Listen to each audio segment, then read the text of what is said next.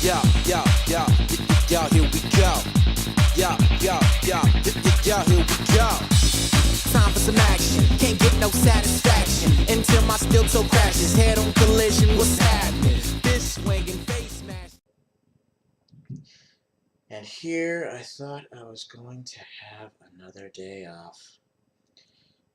And here I thought I was going to have a day off. I've been working either on this or actually working for the past 6 days in a row. So you know what? Why stop now? I'm back on the clock again. Blazing Ace Nelson here. And if y'all saw the little intro at the beginning, then you know what I'm here to do. So you know what? Let's just get right down to it.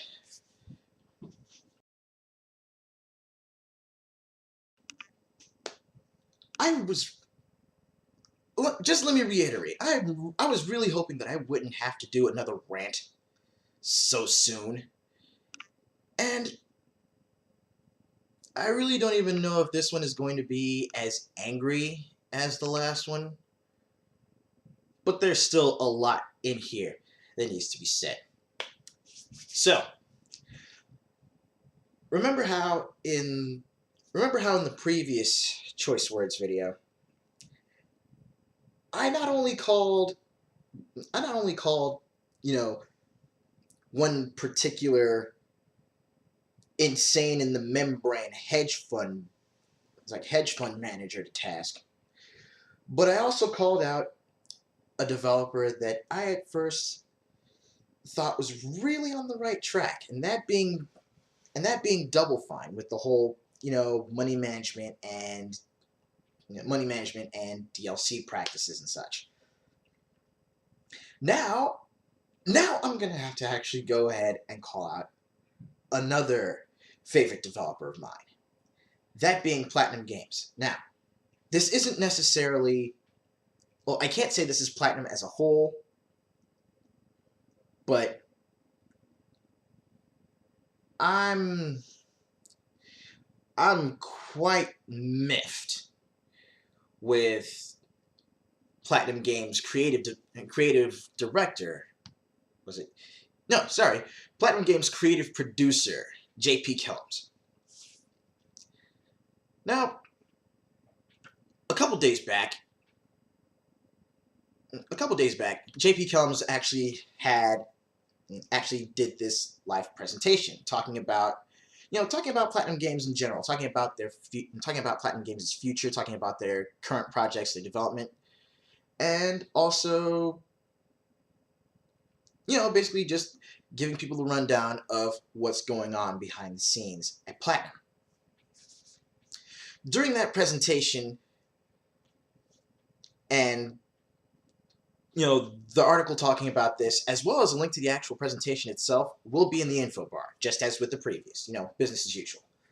But during the presentation, Kelms wound up talking about Bayonetta 2 and about how it was going to be Wii U exclusive. Now, I'm going to say this right here now.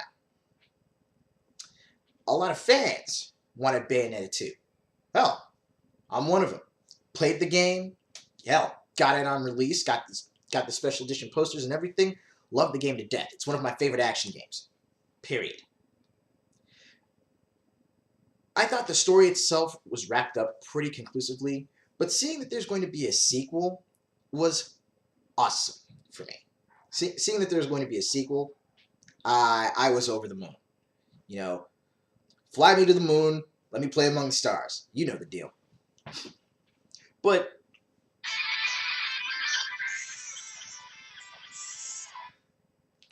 as much as I love that, this was probably not the time for my phone to go off.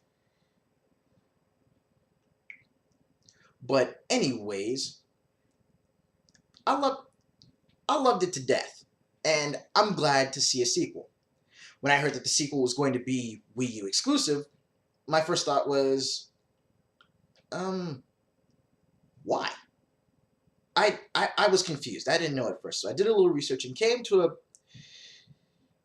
relatively simple answer to what most would consider a complex question. None of the other systems wanted it at the time, Nintendo had the money, so they said, you know what? You develop Bayonetta 2 for the Wii U, make that one of our killer apps, and we'll let you go whole hog with the funding. Guess what? Bayonetta 2 for the Wii U. It's really that simple. But again, back to Kellums. The topic of Bayonetta 2 and its exclusivity came up. Excuse me. He made a few comments on it, and one of the outfits reporting on it, Polygon, wound up taking that quote and pretty much using it to run a story.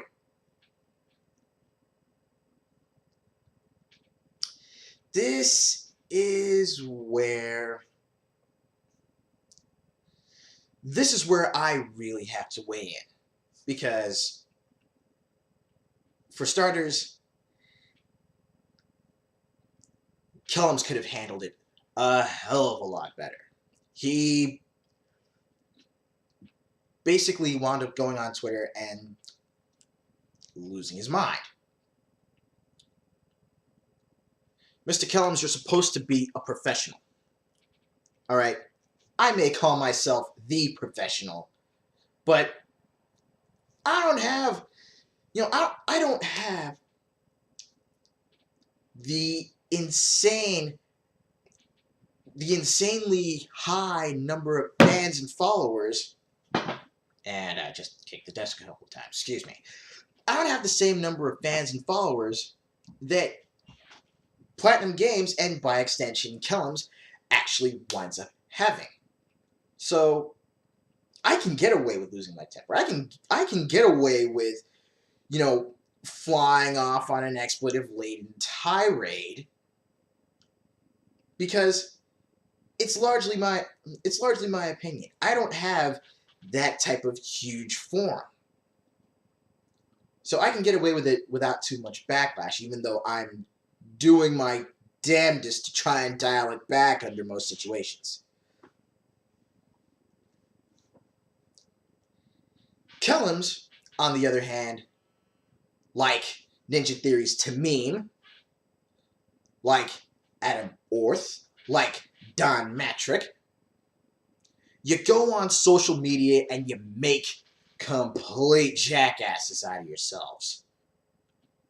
When being in this industry, when being in the video game industry, you should know better. You really should know better. I don't want to have to throw you into the asshole files with Orth and with Fisher, Kellums. So screw your head on a little bit straighter, and just try and dial it back a bit. But the reason why I'm actually being this diplomatic, as opposed to the last rant or what happened with Adam Orth, the reason why I'm being this diplomatic is because I can definitely understand how the media can just take a quote and pull it out of its context just to try and run a story. I mean, yeah, they need something to hook the reader so that they can actually see what's going on, but at the same time, the folks that actually ran the story at Polygon could have done a bit of a better job choosing their bylines or choosing their headlines. And from what it says in the article, Polygon actually changed it up. They actually changed up their headline and actually changed up the byline to something that is still relatively attention-grabbing. So there is that. And meanwhile, Kellums himself actually later on admitted that, he was annoyed with Polygon's, with how they decided to handle the story. But what it really comes back to is the simple fact that, again, as professionals, as industry professionals, as people that are in the thick of it, as people that are knee deep in the shit, you should already know by now how to navigate the shit better. So, again, just Polygon, good on you for the proofreading, I should say. Good on you for changing up the byline, so that way, you're still, at the very least, getting eyeballs to the article without necessarily taking a quote out of context. There are very few media outlets that I've seen that will actually do that. And I have to give credit where it's due. So credit to Kellums for actually admitting, hey, there are, the headline that they used, the quote that they took from me for their article, that pissed me off because they took it out of context. It's easy to see both sides, but I also got to pull a quote from the homie Main Event on Twitter, who laid it out so perfectly. Sooner or later, these developers, these professionals, are going to pop off like jackasses to the wrong person. Note, I'm paraphrasing here, but he basically said they're going to pop off at the mouth at the wrong person and get punched.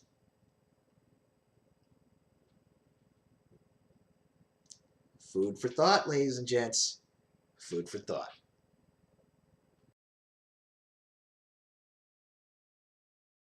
Now, the next little bit of this rant, I guess you could say, is courtesy of an article on Babbel.com. Not Babbel as in Babel, like Babelfish, but Babbel as in, ranting and babbling. You know what I'm doing right now. You get the idea. But a few days ago, there was an article posted up on Babbel.com, and I guess you could say I consider this an interesting excuse to actually bring up my old school 80s baby, 90s baby bona fides. But the title of this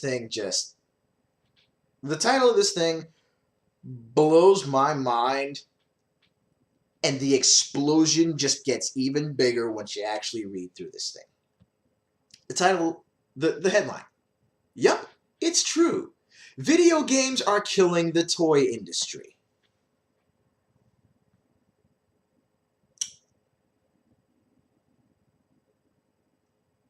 In a national media where video games are being blamed for everything from psychopathy to cancer, where video games are basically one of the biggest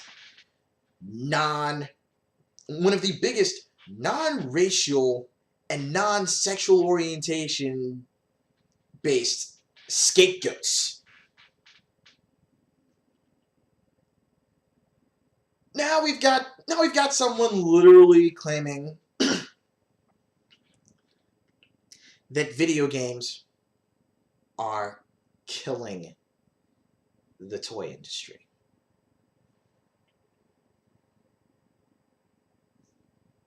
Now, reading through this again and actually, saying this here on camera, it makes me think that, the fact that the video game industry is making more money, is actually profiting more, by and large, than the toy industry.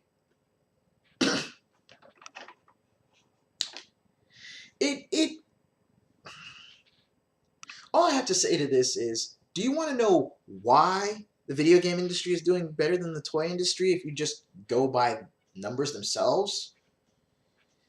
It would be because a lot of the people, a lot of the consumers that wanted toys back in the 80s, back in the 90s, hell, even as far back as the 70s and 60s, a lot of them have actually outgrown their toys and see video games as much an outlet for the imagination as toys were back when they were kids. Now, let me go ahead and dig into the article for a little bit. Now, let's just take this first paragraph. We all know that if given the choice between playing a video game or playing with an old school toy like a doll or a set of jacks, a child will more often than not pick the video game. While this has an effect on our kids and their way of playing, it's also hitting the toy companies where they hurt, their profits. I think it may very well be that there are more video games coming out these days that kids actually enjoy as opposed to the toys that are coming out these days. I mean, it could just be that kids these days like video games more than they like a lot of the toys that are coming out. I mean, whether the games are age appropriate for the kids playing them or not. It could just be a matter of the kids liking it more, thus the parents getting something that their kids like. Think about that for a moment. Common sense. Use some. But anyway, after a short blurb about the statistics, it actually goes on to a little bit more commentary about how, more recently, physical toys have actually been ceding the market share to video game consoles, and commenting on the fact that, most games can be enjoyed by a single player, a quality that creates opportunities for play not afforded by, say, a chessboard, which I wouldn't even say is true, because there are some people, myself included, once again, who have actually had hours of fun basically doing single-player speedruns of chess, testing one's own mental faculties against oneself. But that's another conversation for another day.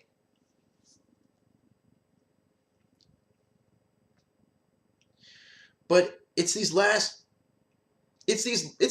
portion of the article that really irks me. There was a time, like when I was a child, this writer says, we had to make up our own stories. But kids today have stories delivered to them in so many different formats, in digital ways, that something as static as a traditional toy has lost its allure. A child may pick up a doll and wonder, what does this do? Or, in a deeper way, why doesn't it come with a story? Now, let me stop right there. So, basically, and I want to address this directly to the writer, Sunny Chanel. So, basically, what you're saying is that kids these days are effectively, well, let me rephrase that. What you're saying is that gamers these days, no matter what age you are, you're saying that gamers are intellectually lazy. Because instead of making up our own stories with, G.I. Joes or Hot Wheels or what have you, instead of making up our own stories using the dolls or using Legos or whatnot, that we basically have them delivered to us on the electronic equivalent of a silver platter. And you're saying that whenever gamers these days decide to go back and pick up a toy, pick up a doll, pick up an action figure, you're saying that our first instinct is, why doesn't this have a story to tell?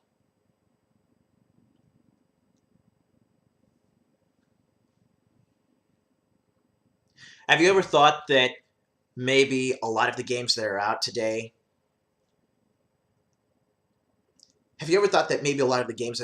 especially a lot of the best-selling games, or at least a lot of the more beloved games, are written, developed, and helmed by gamers? Have you ever thought that maybe those exact same gamers that are bringing out such amazing stories, that are bringing out such amazing pieces of software, like the Elder Scrolls series, in particular Skyrim, like Fallout 3, like Bayonetta, the Metal Gear series, have you ever thought that maybe those games were developed by people who way back when, before the advent of Atari, were playing with action figures like Ultraman, like your G.I. Joe, your GoBots, your Transformers, your Lincoln Logs? Have you ever thought about that? But let me continue. She goes on to say, I can't imagine a world with children not playing with toys. A world where playthings need batteries to be plugged in or have controllers.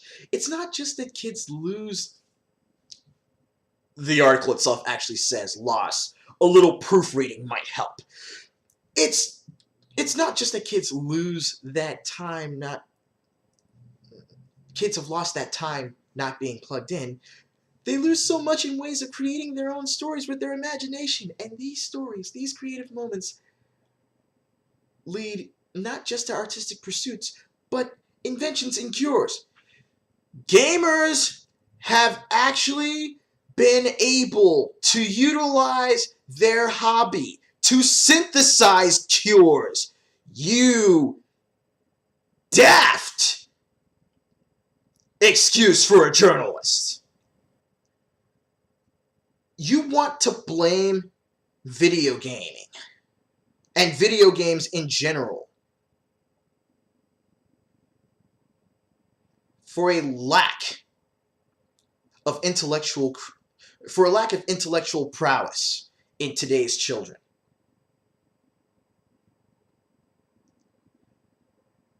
You want to just immediately write off gamers as mentally sluggish because we see picking up a controller and, I don't know, going headlong into the world of Vana'diel, or taking a bit of a trip back to Ivalice, or maybe even setting foot in the ring against the power-mad dictator leading Shadowloo. We see that as much of an investment of our creativity as, say, picking up a book and reading about the exploits and misadventures of, say, Harry Dresden or Frank Todd. We see that as much of an investment in our intellectual creativity as picking up old Hot Wheels playset, putting the tracks, putting the highways and byways together, and just letting the Hot Wheels go. But because we see that as equally valuable as video gaming, that you want to just call us lazy, that you just want to call us unimaginative, that you want to literally insult gamers' intelligence, insult gamers' creativity, and insult the intelligence and creativity of children and teenagers today.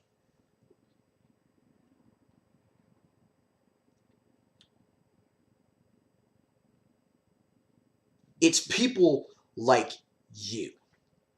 It's lazy journalists like you looking to use video games again as a scapegoat. You are the kind of people that really need to sit back and take a look in the mirror. You are amongst the kind of people that personally make me ill. make me violently ill. Because all you want to do is point to video games and say, hey, you play video games? Guess what? You're nothing but a lazy, unimaginative, shiftless moron. You're nothing but an intellectually lazy slob.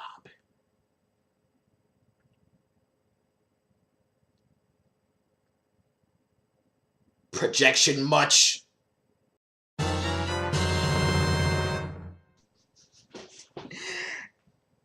Now, speaking of video games and the media and, this is why we can't have nice things, I'm going to go ahead and end this rant on a little bit of a more humorous note. Now,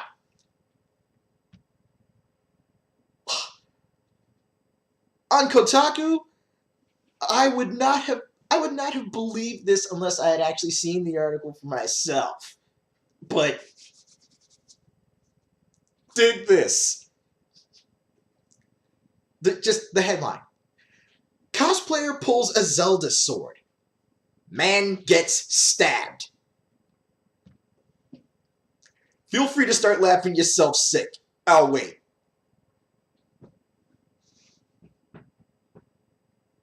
All right. Okay, apparently I'm not through laughing, but you through laughing yet? Okay, good. Let's get down to it. Now, this is the story. This is from down in Houston, Texas. This is the story of a domestic dispute over a woman that wound up putting two men in the hospital.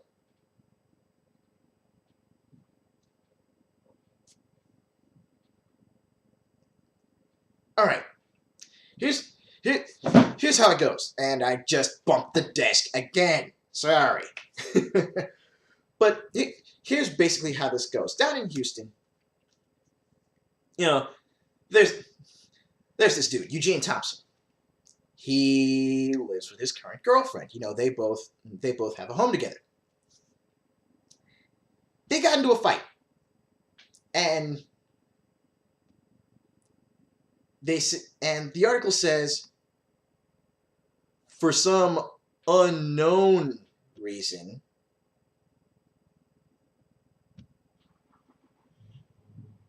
they say for some unknown reason that the woman decided to give her estranged husband a call.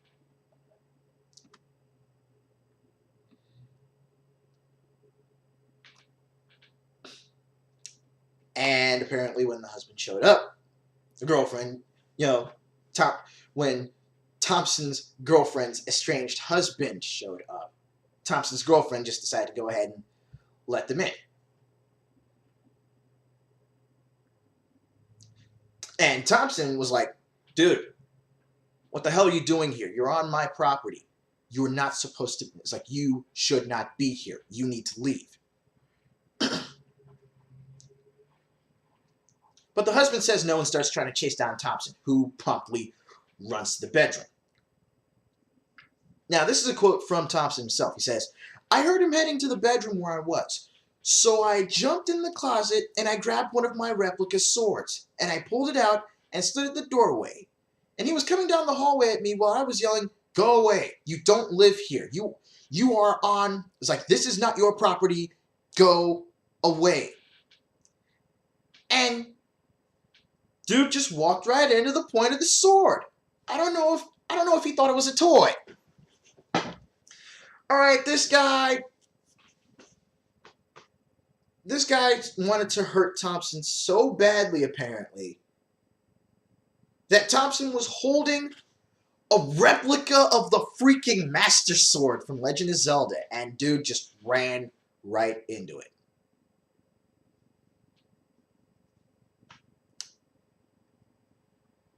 Y'all remember the movie Chicago? Y'all remember the musical movie Chicago with Catherine Zeta-Jones? Y'all remember that musical number, He Had It Coming? Y'all remember the line where one of the ladies mentioned how her ex ran into her knife 7 times?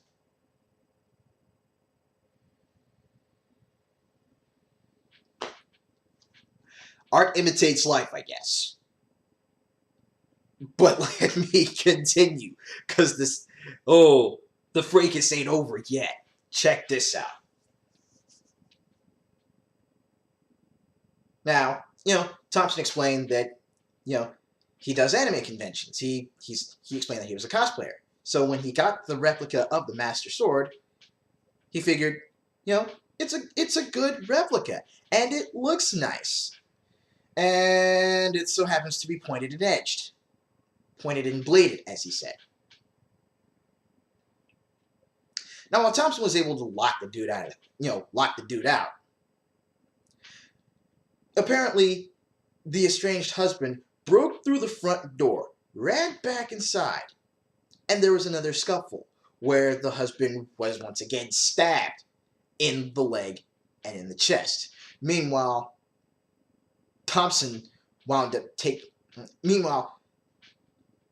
afterward, Thompson wound up taking a flower pot to the head. The man literally ran outside, grabbed the flower pot, smashed it over him.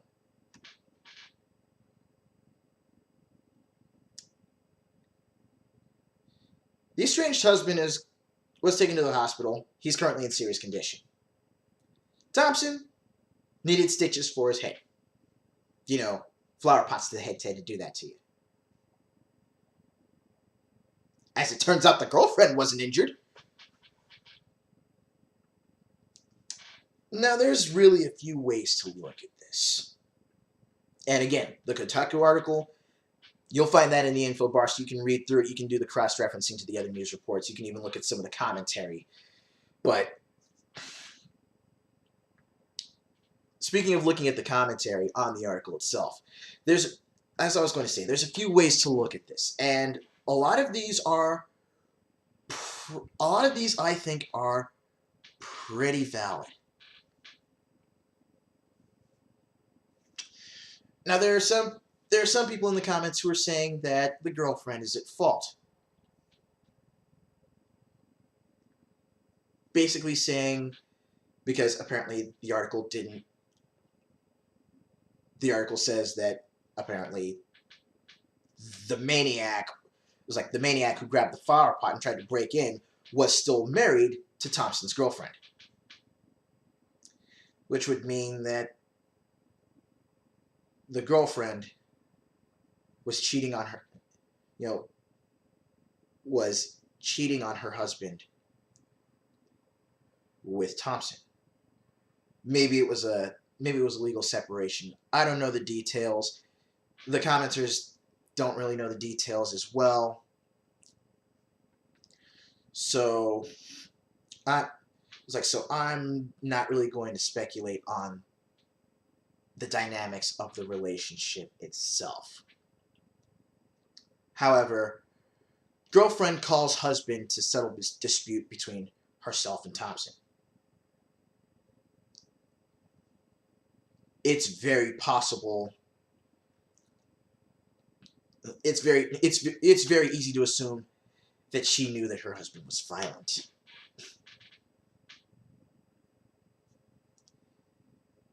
So, yeah, there's that. There's that way to look at it.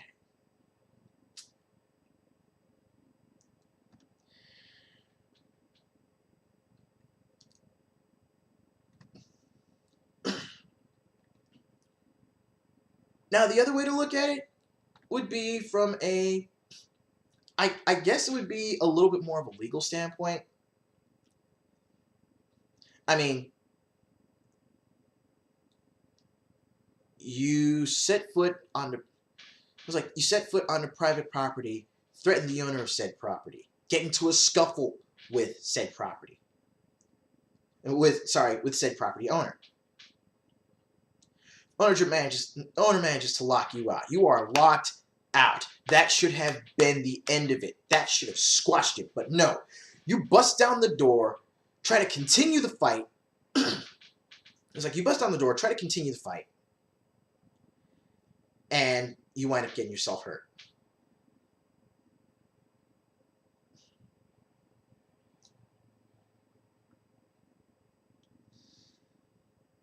various assault, self-defense, and other legal claims could be made. And either way, it's just going to be a huge, it's going to be a huge clusterfuck of problems.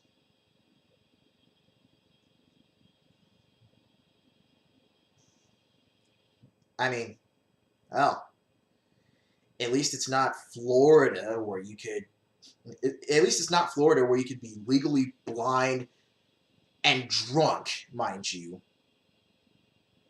Wind up shooting. It was like, wind up shooting your friend, please stand your ground, get acquitted, and get your gun back. You see, the other way to look at this is also to look at it from the viewpoint that other media outlets are very likely to pick this up and spin it way out of context to try and say that gamers are, to say that gamers are violent, to say that because we play video games, we've lost touch with reality, we don't know any better. They could take the fact that the guy was trying to defend himself from a violent individual with a replica, meaning he was looking to defend himself, not to kill, but to deter. And they'll still say, hey, domestic violence, video games are the cause. This guy's a cosplayer. He has the sword from Legend of Zelda. Zelda's a video game, thereby video games are linked to the domestic dispute.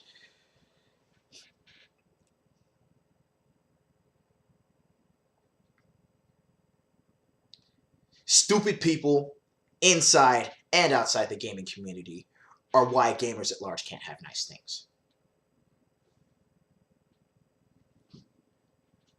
Glory hogs in the media are the reason why a vast majority of people prefer to get their news from The Daily Show instead of outlets even like MSNBC, let alone Fox News, let alone any place that may actually have some shred of journalistic integrity left. So I guess you could say that aside from singularly calling out J.P. Kellums for being a douchebag, yet again, these choice words are for the media and for supposed journalists. Gamers are not scapegoats. We aren't. Gamers are part of the public, just like everyone else. And without said gamers, without the public consuming what you have to sell through your publications, then where will you journalists be? Journalists are there to inform the public and to hold government accountable. Not to take shit out of context, not to sensationalize just to get eyeballs.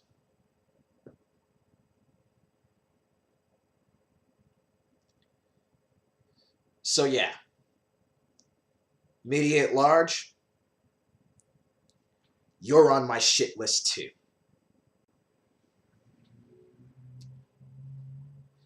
So there you go. Some more choice words for you from Blazing Ace Nelson. Y'all be safe, play hard, work hard. I'll catch you next time.